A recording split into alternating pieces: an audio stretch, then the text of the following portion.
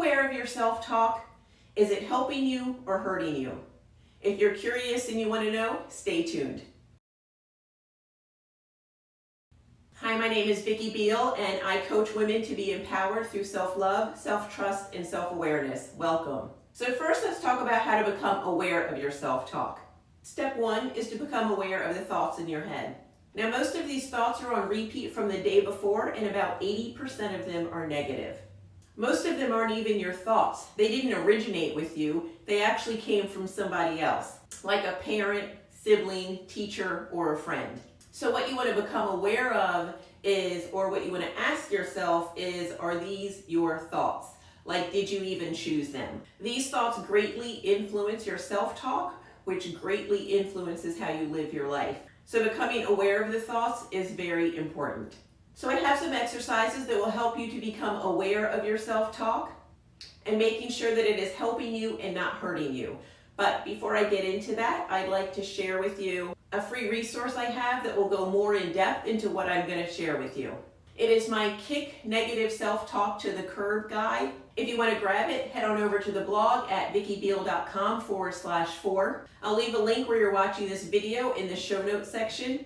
That'll take you over to my blog. When you're on the blog, you will see this video, and right below the video, you will see a big yellow button. You want to click on that button, and then you can get for free my Kick Negative Self-Talk to the Curb guide. So I have 3 exercises to share with you. The first one will help you become aware of the thoughts in your head, and the other 2 will help to make sure that the self-talk is serving you and not hurting you. So exercise number 1, every couple of hours, become present and take note of your self-talk. And then see if you can trace it back to a thought that automatically came up in your head. So an example would be, I can't handle this right now. Now that would be the self-talk. So then you want to trace that back to a thought, and the thought could have been, I'm overwhelmed. Well, that thought was someone else's thought. That's a thought that's just floating around. Like, would you actually choose to be overwhelmed? Of course not. So exercise number 2 will help with creating some distance from self-talk. And that is to address yourself in the third person. Use your name instead of I during moments of inner dialogue, and then that'll actually create some space and give you more perspective. And the third exercise is to challenge the self-talk if it is negative or not serving you. And you can do that by considering whether it's even true, because usually it isn't. It's just something that's on repeat. Then replace that statement with something that supports you. And you want to replace it with a universal truth rather than like a positive belief. An example would be, things never work out for me.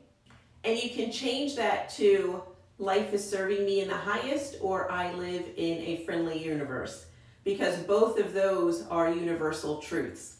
So if you want to go a little deeper into removing negative self-talk from your life, I've got you covered. Check out my Kick Negative Self-Talk to the Curb guide. It's over on the blog. It's free, and it's waiting for you at vickibeal.com/4. Again, I'll leave the link below in the show notes where you're watching this video. You can go there and get access. So I'm just curious, what is some of the self-talk that you have become aware of? Drop me a comment below and let me know. And if you know anybody else that would find value in this information, please share it with them. Give it a thumbs up, give it a like, drop me a comment, and let me know what you liked most, and I will see you next week.